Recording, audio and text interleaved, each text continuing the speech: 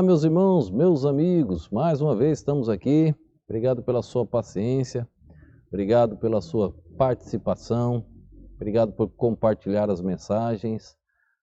Esse trabalho não tem fins lucrativos, nosso desejo é apenas alcançar o maior número possível de pessoas com a mensagem do Senhor, ajudando teologicamente algumas pessoas, alguns pastores, alguns líderes no conhecimento. Não sou o dono da verdade. O dono da verdade é o Senhor Jesus Cristo, é a palavra de Deus. Amo este livro, estudo a cada dia e busco mais conhecimento. Espero poder estar edificando também a vida de cada um de vocês. Estamos tratando do assunto quem foi Jesus, o autor da vida eterna. E hoje nós vamos ver por quê. Por que nós temos essa vida eterna? Porque Ele está sentado à destra de Deus. Ele não é como os sacerdotes do velho pacto, que a morte terminava com o sacerdócio deles. Cristo, Ele é eterno, Ele é Deus, Ele é o Todo-Poderoso. Vamos ver um texto de Hebreus capítulo 10, verso 12. Olha o que diz.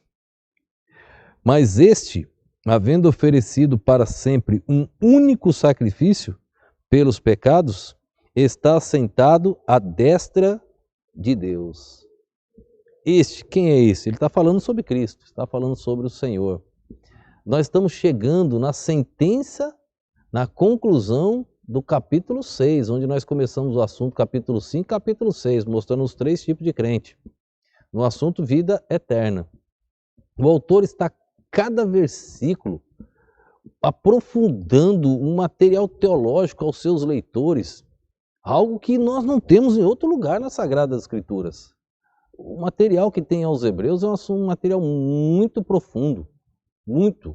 É um material de um crescimento, de uma maturidade. Ele chega a dizer, no capítulo 5, verso de número 11, que o que ele iria tratar, ele tinha muita coisa para tratar, de difícil interpretação, que os crentes não tinham como entender, porque se fizeram negligentes para o estudo da palavra de Deus. Que você nunca se faça negligente ao estudo deste livro sagrado.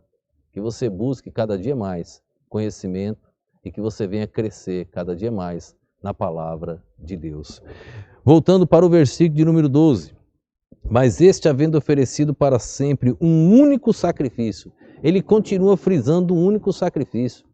Se os seus leitores, o povo hebreu, tinha a prática do sacerdócio do velho pacto, que todos os anos o sacerdote entrava uma vez, e os outros sacrifícios que tinham, que o sacerdote estava ali. O sacerdote era aquele que intercedia pelo povo. Então ali no tabernáculo, ele exercia sua função sacerdotal. Ele entrava ali para cumprir sua função sacerdotal. Jesus, ele cumpriu todas as funções de um sacerdote, só que num outro tabernáculo, tabernáculo celestial, tabernáculo no céu. Que maravilha! O autor mostrando a este povo hebreu, eles tinham que oferecer vários sacrifícios. O autor diz, é um só. Jesus ofereceu uma única vez, não precisa mais.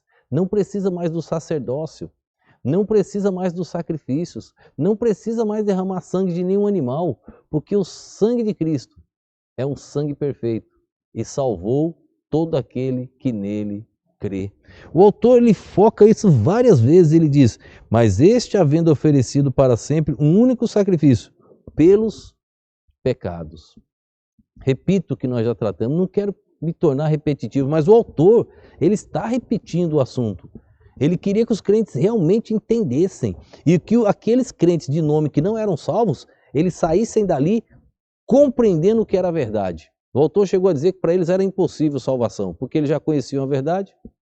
Capítulo 6. O que você vai ensinar para uma pessoa que já conhece a verdade? Não temos mais nada a ensinar. Ele já conhece a verdade, ele já conhece o plano redentor de Deus, Cristo morreu na cruz do Calvário por ele, pelos pecados dele, e ele diz, eu não quero. Fazer o quê? Ou ele não toma a decisão verdadeira, fica tentando enganar-se a si mesmo, você não pode fazer mais nada. O autor continuava focando, ele diz, um único sacrifício, uma única vez. Não tinha outro sacrifício mais. Cristo não vai ser crucificado novamente. Vamos voltar no capítulo 6? Só para a gente dar uma olhada aqui, ó. Ele diz que é impossível. Capítulo 6, versículo de número 4, ele vai dizer que é impossível aqueles que brincaram com o nome de Deus, com o sacrifício de Jesus. Ó. capítulo de Hebreus 6:4. Porque é impossível que os que já uma vez foram iluminados. Aí ele fala o verso 4 e 5 e até o finalzinho do 6, ele vai falando, no finalzinho do 6 ele diz assim, ó, quanto a eles, de novo crucificam o Filho de Deus e o expõem ao vitupério. Se tiver salvação por eles que brincaram com o sangue de Cristo, Jesus teria que morrer na cruz do Calvário de novo, ele diz. Jesus teria que ser crucificado novamente. Ó. Finalzinho do verso. Se eu ler o 6 completo, capítulo 6, versículo de número 6. Ó. Dá só uma olhada. Ó. E recaíram, seja outra vez renovados para o arrependimento, pois assim quanto a eles, de novo crucificam o Filho de Deus e o expõem ao vitupério.